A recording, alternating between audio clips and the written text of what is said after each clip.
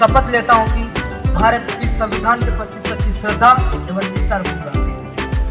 मैं भारत की प्रभुत्ता एवं अखंडता को अक्षुण्ण रखूंगा और मैं जिस पद को ग्रहण करने वाला हूँ उसे श्रद्धापूर्वक निर्वाह करूंगा। मैं संध्या रानी युवा संसद गोड्डा संसदीय क्षेत्र की सदस्य निर्वाचित हुई हूँ। मैं ईश्वर की शपथ लेती हूँ कि विधि द्वारा स्थापित भारतीय संविधान के प्रति सच्ची श्रद्धा एवं निष्ठा रखूंगी। मैं भारत की अखंडता एवं प्रभुत्ता अक्षुण्ण रखूंगी तथा जिस पद को ग्रहण करने वाली हूँ उसके कर्तव्यों का निर्वहन करूंगी। In which language which you like to take this?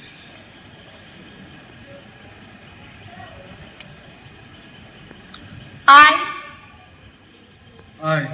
Narendra Jambikam, having been elected a member of the Bal Sansad House of People, do swear in the name of God, solemnly affirm that I will bear true faith and allegiance to the Constitution of India as by the law established, that I will uphold the sovereignty and integrity of India, and that I will faithfully discharge the duty upon which I have embarked to return.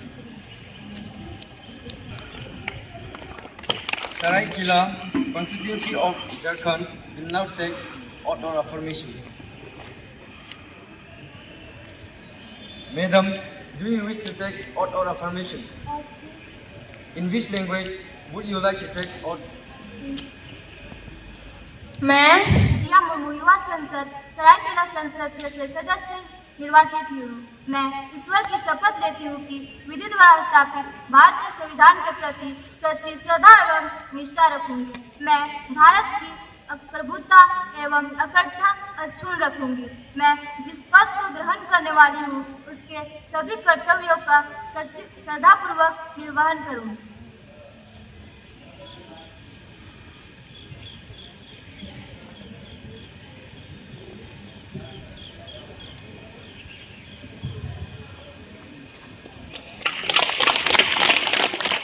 बल्कि सच्चे देशभक्त थे। देश के पूर्व rail मंत्री के रूप में उनका योगदान अविस्मरणीय और अतुल्य था। ईश्वर उनके आत्मा को शांति प्रदान करे, को दुख से लड़ने के लिए शक्ति प्रदान करे। For the condolence from opposite party, please Badal Mandal. Ram Narayan Singh एक कुशल वक्ता एवं महान देशभक्त थे। वह मानव जाति की सेवा किए एवं जीवन प्रति अपने क्षेत्रों का विकास भी किए। शिक्षा के विकास में उनका महान योगदान रहा एवं मैं भगवान से प्रार्थना करता हूँ कि भगवान उनकी आत्मा को शांति प्रदान करे एवं मैं बादल उन्हें श्रद्धांजलि अर्पित करता हूं। Ruling party, please. Narayan Singh जो धनबाद संसदीय क्षेत्र के एक कार्यकर्ता थे, उनका निधन हार्ट अटैक से हो गया। वे एक कुशल वक्ता एवं महान देशभक्त थे। उनके किए गए योगदानों को भुलाया नहीं जा सकता। ईश्वर उनकी आत्मा को शांति प्रदान करे एवं उनके परिवार को दुख से लड़ने की शक्ति दे।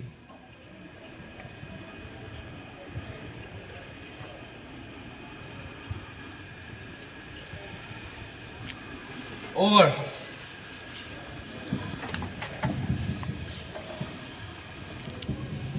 इटली के प्रधानमंत्री जियोर्जिया मेलोनी और वित्त मंत्री जेन कार्लो अतिथि के रूप में भारत देश के दौरे पर आए हैं।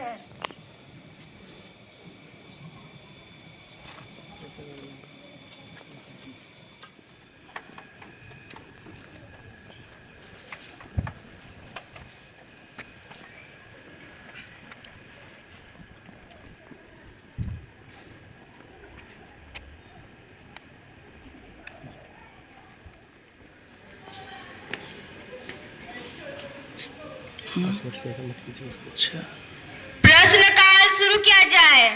प्रश्न संख्या 101। पुष्पलता किसको? हमारे देश में रोजाना दुर्घटना क्यों है? ये दिन ब दिन बढ़ते क्यों जा रहे हैं? महोदय, उड़ीसा की दुर्घटना सबसे दर्दनीय रही है, जिसमें कि सैकड़ों लोगों की जानें चली गई है। इन घटनाओं के होने के बावजूद आप कौन से कदम उठा रहे हैं? महोदय, मैं इनसे जानना चाहूंगी कि रेल दुर्घटना को कम करने के लिए क्या क्या कदम उठा रहे हैं? रेल मंत्री इस प्रश्न का उत्तर दें। लेकिन रेल मंत्रालय और सरकार ने इस पर काम किया है, मगर फिर भी कुछ चुनौतियां बनी रहती है। और सुरक्षा में सुधार के लिए कई उपाय किए जा रहे हैं। और हम आपको ये भी बता देते हैं कि आधुनिक तकनीक का भी उपयोग किया जा रहा है। भर्ती और ट्रेनों का नियमित जांच और सुरक्षा मानकों को कड़ा करना भी एक निरंतर प्रक्रिया है और इस सभी समस्याओं का समाधान जल्द से जल्द किया जाएगा।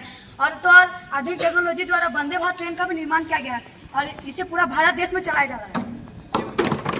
महोदया, क्या शिक्षा मंत्री यह बताने का कष्ट करेंगे कि नीट 2024 के परीक्षा में धांधली हुई थी? अगर नीट 2024 के परीक्षा में धांधली नहीं हुई थी तो कैसे 60% बच्चों की मार्क्स 720 में 720 आए और कुछ बच्चों को तो ग्रेस मार्क्स भी दिए गए? महोदया, मुझे तो यह लगता है कि शिक्षा मंत्री बच्चों के भविष्य से खिलवाड़ कर रहे हैं। महोदया, इसी लापरवाही के कारण से लगभग 25 लाख बच्चों की भविष्य अंधेरे में चल गई। महोदया, नीट के रिजल्ट में इतनी जल्दीबाजी क्यों की गई? 4 जून को ही क्यों निकाला गया? महोदया, रिजल्ट निकलते ही सुप्रीम कोर्ट, हाई कोर्ट में याचिकाएं दायर होने लगे। महोदया, को बताना चाहूंगा कि जांच एजेंसियों से पता चला है कि कुछ परीक्षा केंद्रों पर नीट के एग्जाम में गड़बड़ी हुई है।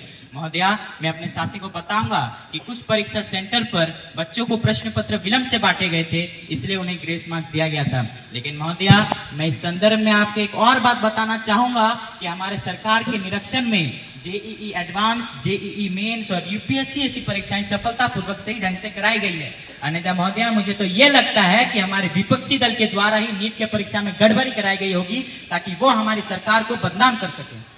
12 साल से सत्ता में बैठे हैं, एक एग्जाम सही से कंडक्ट नहीं करा पाते और कहते हैं हमने धांधली कराई है। मुझे तो ये लगता है कि बच्चों के साथ सिर्फ खिलवाड़ करते हैं।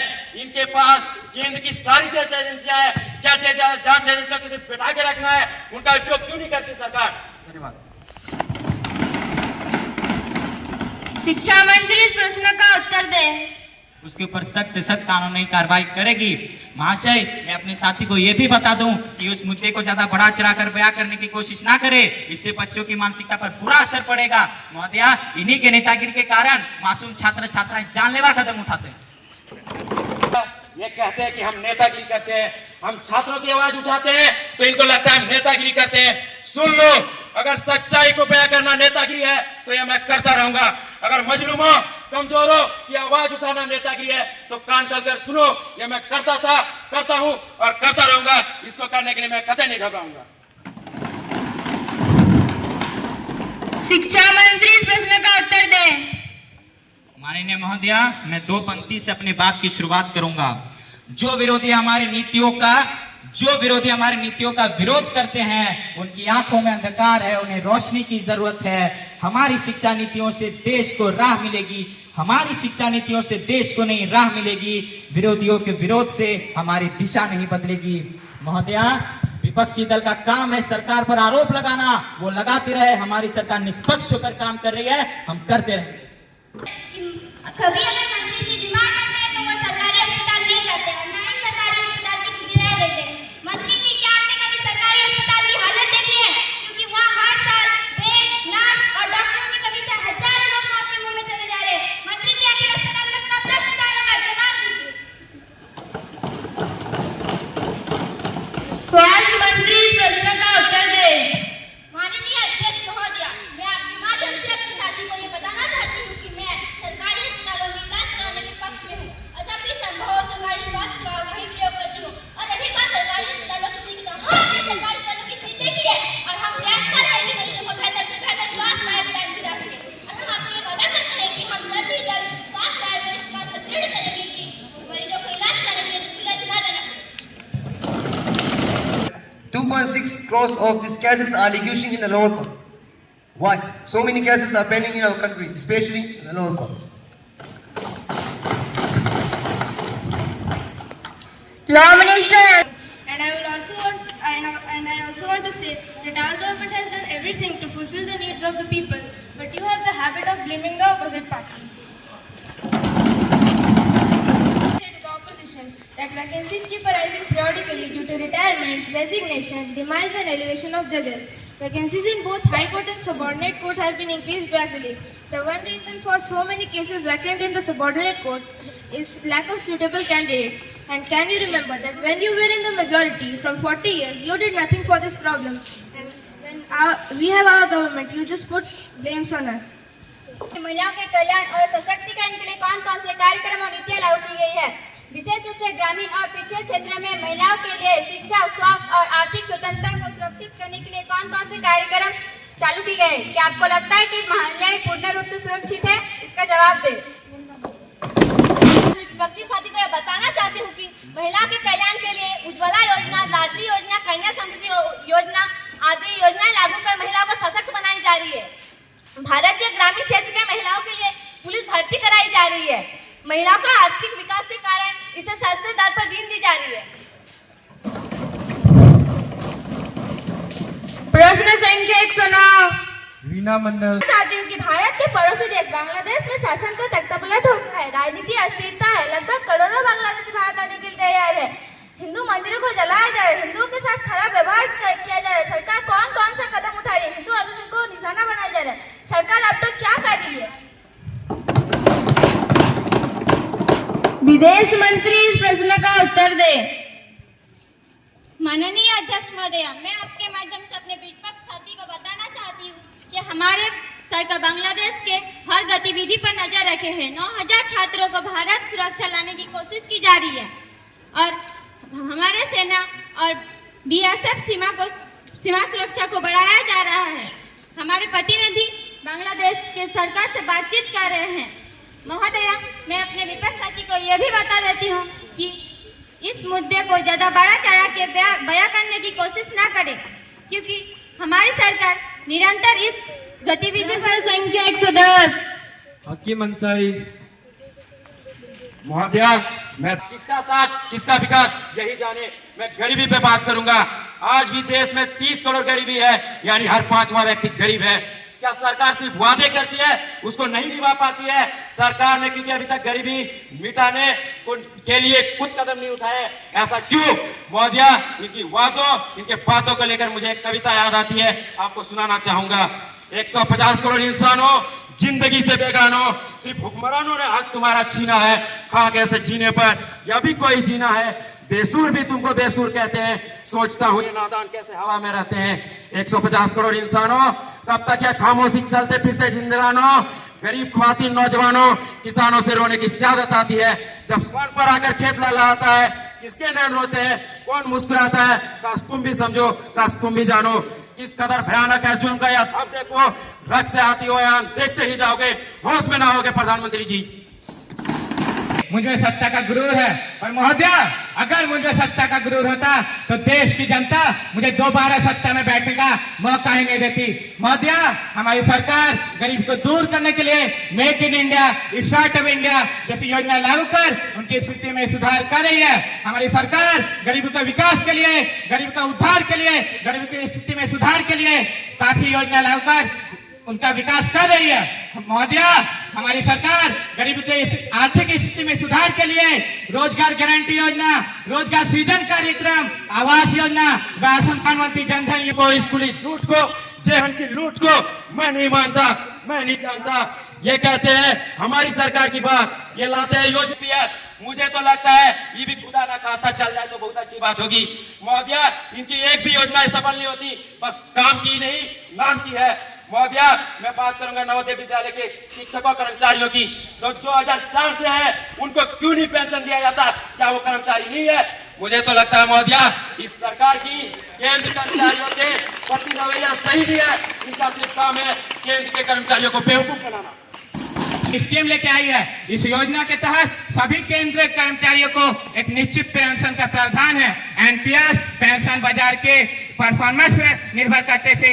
यूपीएस लागू करने पर सरकार को 6250 करोड़ रुपए का अतिरिक्त खर्च करना पड़ेगा। महोदया, हमारी सरकार ये पेंशन स्कीम समस्त केंद्रीय कर्मचारियों को सोच के लिए, उनके विकास के लिए ये पेंशन स्कीम लाई है। महोदया, मैं इनसे कहना चाहूंगा, ये कहते नेक नहीं इरादा हमारा, ये कहते नेक नहीं इरादा हमारा, जब खुद कितना है देश सुधारा। और देश सुधार के लिए कदम जब हम बढ़ाते हैं, देश सुधार के लिए कदम जब हम बढ़ाते हैं, तो ना जाने कहां कहां से बेफिजूल के सवाल ये उठाते हैं, बेफिजूल के सवाल ये उठाते हैं।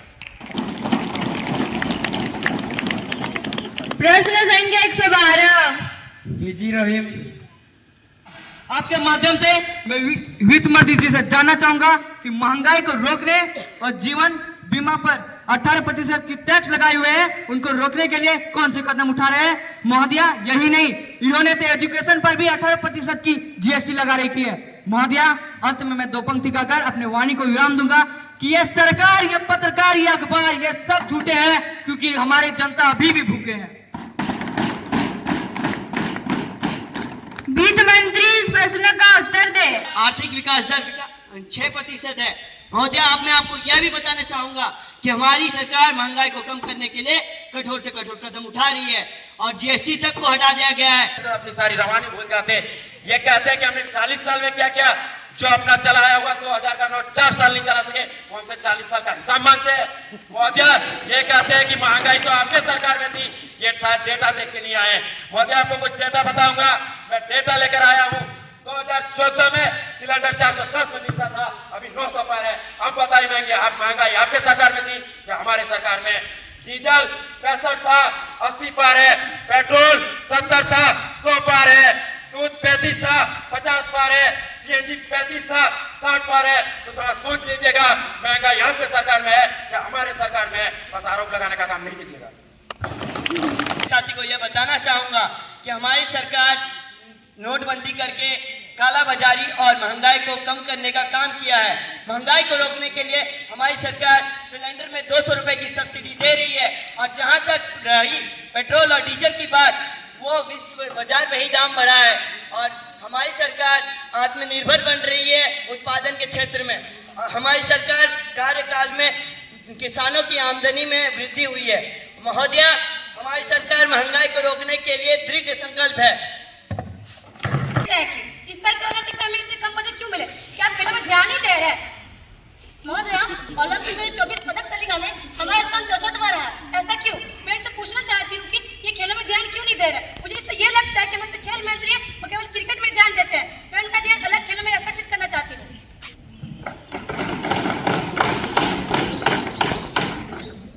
खेल मंत्री इस प्रश्न का उत्तर दे। माननीय अध्यक्ष महोदया, मैं आपके माध्यम से अपना साथी को बताना चाहता हूं कि इस साल के ओलंपिक में 4 ब्रोंज और 1 सिल्वर मेडल भी मिले हैं। हमारे ओलंपिक के खिलाड़ी बहुत मेहनत किए थे और अच्छा प्रदर्शन भी किया है। हमारी सरकार क्रिकेट के साथ साथ सभी गेमों पे भी ध्यान देती है, हालांकि रिजल्ट अनुकूल नहीं है। मैं ये दावे के साथ कहता हूं कि अगले साल के ओलंपिक में हमारे खिलाड़ी अच्छा से अच्छा प्रदर्शन करेंगे और ज्यादा से ज्यादा पदक जीतेंगे और ये हम बता देंगे हम किसी से कम नहीं।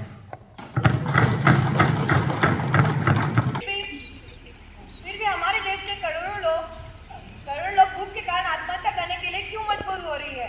आखिर सरकार कर क्या रही है? क्यों आए दिन हमारे देश के किसान आत्महत्या करने की ओर बढ़ रहे हैं? इसका कारण क्या है? माननीय कृषि मंत्री जी, आप इसमें सुधार के लिए क्या कर रहे हैं तथा कृषि उपज में वृद्धि के लिए सरकार कौन से कदम उठा रही है? इसका जवाब दो। कृषि मंत्री इस प्रश्न का उत्तर दे। माननीय अध्यक्ष महोदया, मैं आपके माध्यम से अपने विपक्षी साथी को यह बताना चाहूंगी कि हमारी सरकार कृषि में विकास के लिए किसान सम्मान योजना लाई है। किसानों को सस्ते दर पर ऋण की सुविधा भी दी जा रही है। महोदया, हमारी सरकार द्वारा किसानों को उन्नत बीज एवं सिंचाई में सब्सिडी भी दिया जा रहा है। किसानों की आय में वृद्धि के लिए हमारी सरकार ठोस कदम उठा रही है। महोदया, हमारी सरकार कृषि सुधार के लिए भंडारण केंद्र बना रही है तथा नवीन तकनीकी मशीनों का प्रयोग के लिए प्रोत्साहन भी दे रही है। धन्यवाद। प्रश्न संख्या 116। संध्या रानी। माननीय अध्यक्ष महोदया, मैं आपके द्वारा सड़क परिवहन मंत्री जी से यह पूछना चाहती हूँ कि हमारे देश में सड़क की दुर्दशा काफी खराब है, जिसके कारण आए दिन दुर्घटनाएं होते जा रही है।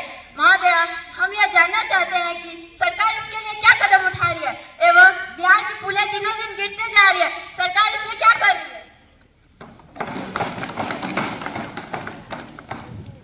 सड़क परिवहन मंत्री इस प्रश्न का उत्तर दे।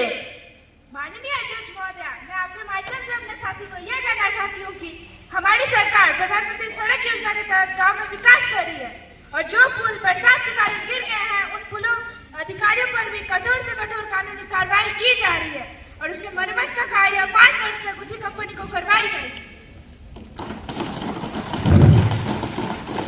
प्रश्न संख्या 117। शुभम घोष। महोदया, मैं आपके माध्यम से रक्षा मंत्री जी से पूछना चाहता हूँ, जो अगली योजना लाए थे उनमें 25% अग्निवीर सेवा को बरकरार रखा गया है, बाकी 75% को मुक्त करा दिया गया है। क्या बाकी 75% के भविष्य में क्या होगा?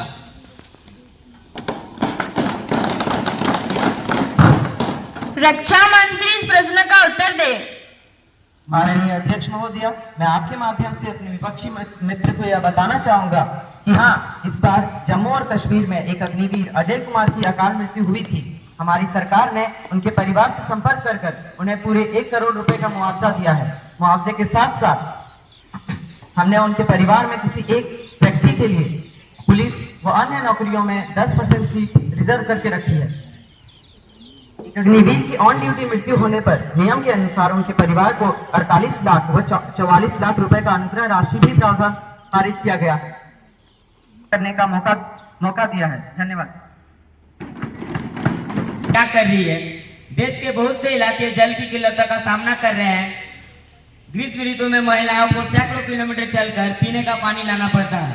ये समस्या 1-2 गांव में नहीं है, ये समस्या हजारों गांव में है।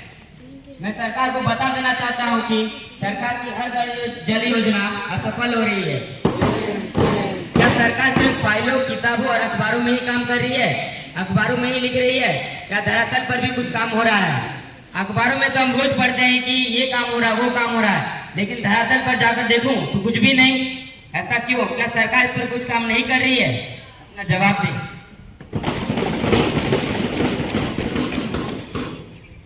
जल संसाधन मंत्री इस प्रश्न का उत्तर दे।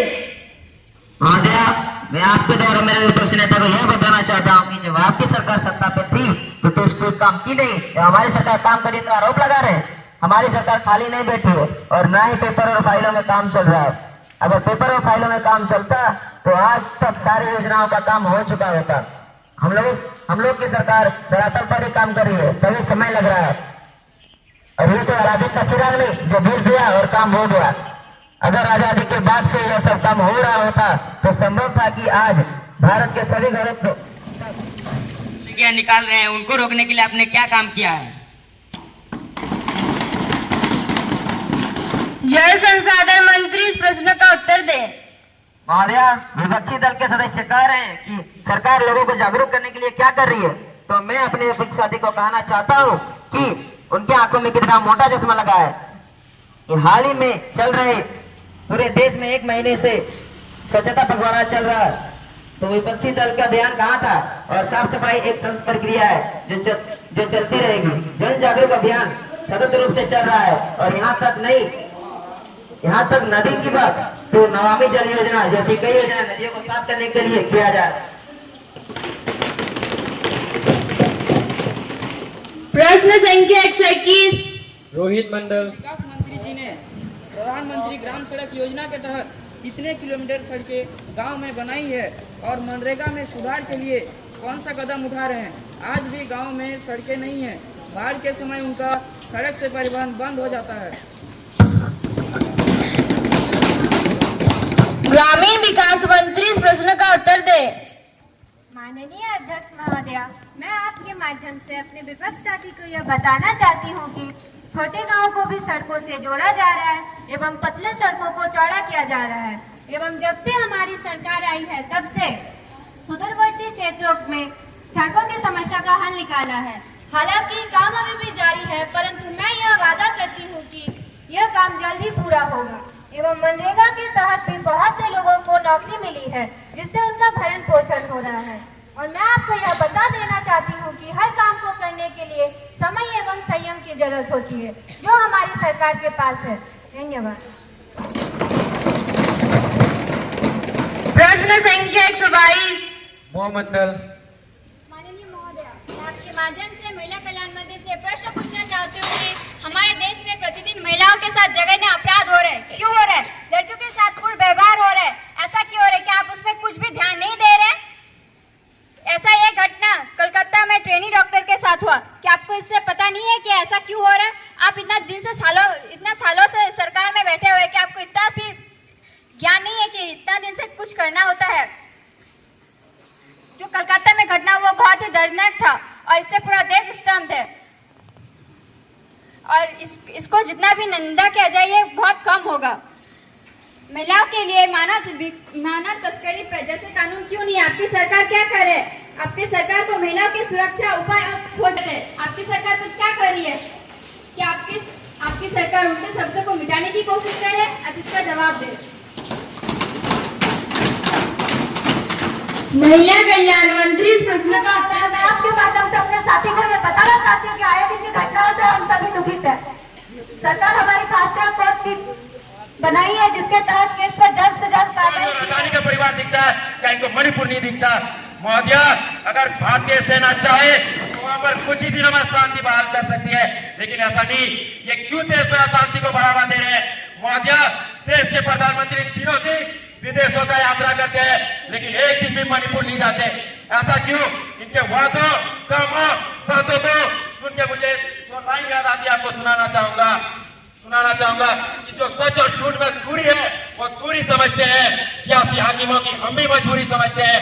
वो अपना हक समझते हैं निवाला छीन लेने को, डकैती को बहुत से लोग मजदूरी समझते हैं। मणिपुर की निंदा पर नियंत्रण कर दिया गया है। अभी मणिपुर में शांति है, कानून व्यवस्था बहाल है, हिंसा के दोषियों पर कानूनी कार्रवाई की गई है। और तो और मैं आपके साथ ये भी आंगन में उतर करके आ गया है।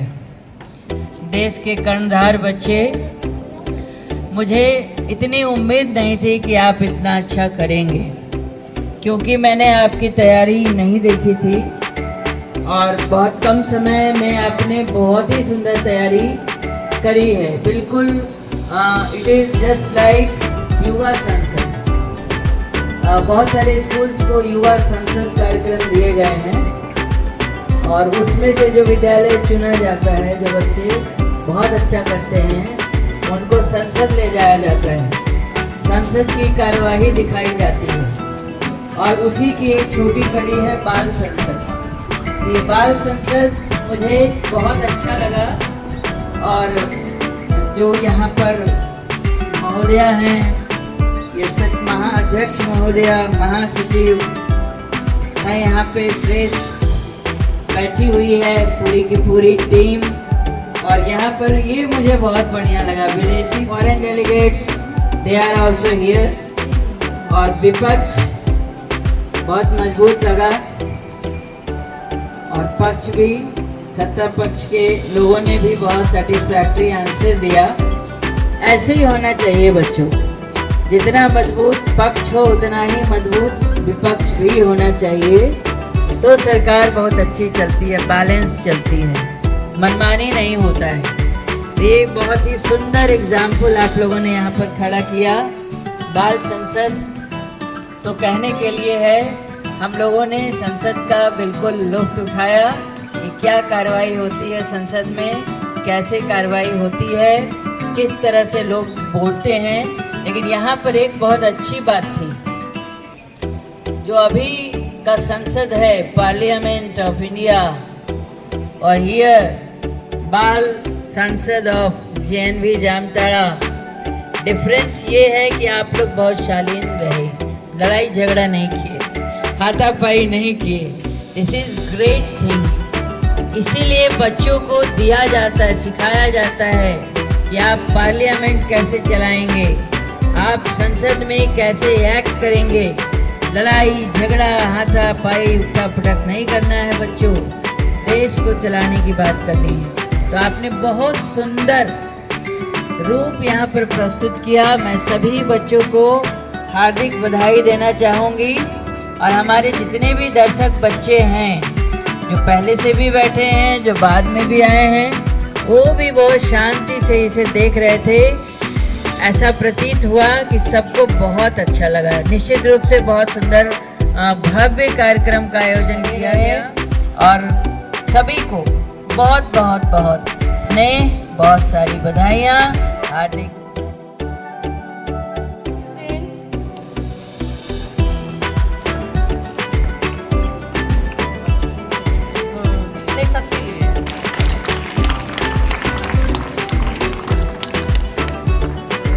आलोक तिवारी, जितेश रजत,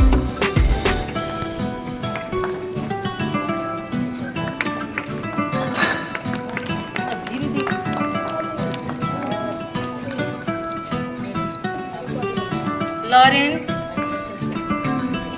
अब तुरंत रमा मंडल, निकिता मंडल,